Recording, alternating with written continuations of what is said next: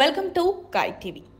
ఈరోజు మనం హిందూ ఆధ్యాత్మిక చరిత్రలో అత్యంత పవిత్రమైన క్షేత్రమైన వైద్యనాథ్ జ్యోతిర్లింగం గురించి తెలుసుకుందాం.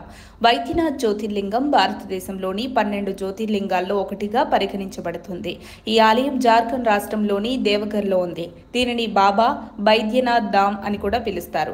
శివ మహాపురాణం ప్రకారం ఈ జ్యోతిర్లింగం శివుడు స్వయంగా ప్రత్యక్షమైన పవిత్ర క్షేత్రమని చెబుతారు. ఈ ఆలయం యొక్క చరిత్ర పురాణ కథలతో ముడిపడి ఉంది.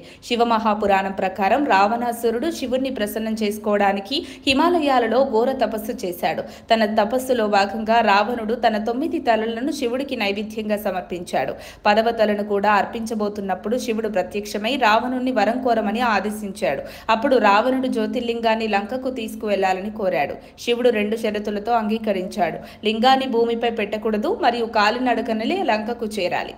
రావణుడు లింగాన్ని తీసుకువెళ్తుండగా దేవతలు దీనిని అడ్డుకోవడానికి ఒక ఉపాయం చేశారు. విష్ణువు రావణుల్లో మాయాజాలం చేసి అతనికి అత్యవసరమైన సమయంలో లింగాన్ని భూమిపై పెట్టేలా చేశాడు.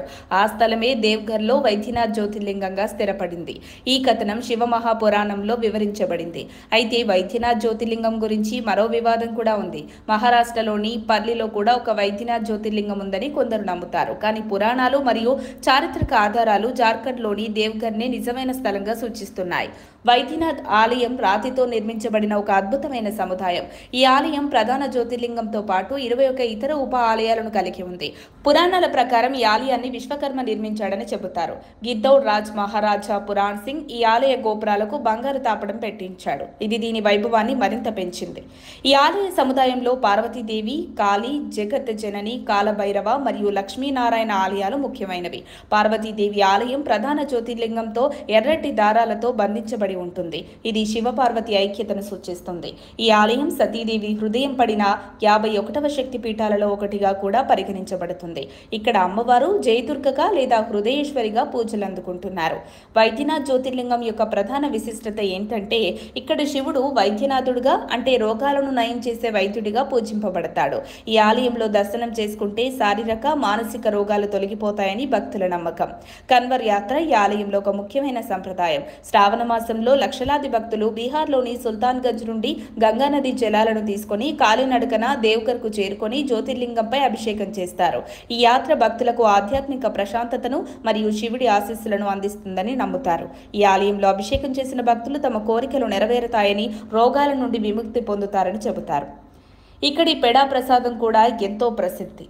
దీనిని భక్తులు ఇంటికి తీసుకువెళ్తారు. వైద్యనాథ్ ఆలయంలో అభిషేక సమయాలు సాధారణ రోజుల్లో ఉదయం 4 గంటల నుండి మధ్యాహ్నం 2 గంటల వరకు ఉంటాయి. శ్రావణ మాసంలో ఈ సమయాలు పొడిగించబడతాయి. ఉదయం 3 గంటల నుండి రాత్రి 9 గంటల వరకు కొనసాగుతాయి. భక్తులు జ్యోతిర్లింగంపై స్వయంగా అభిషేకం చేయవచ్చు.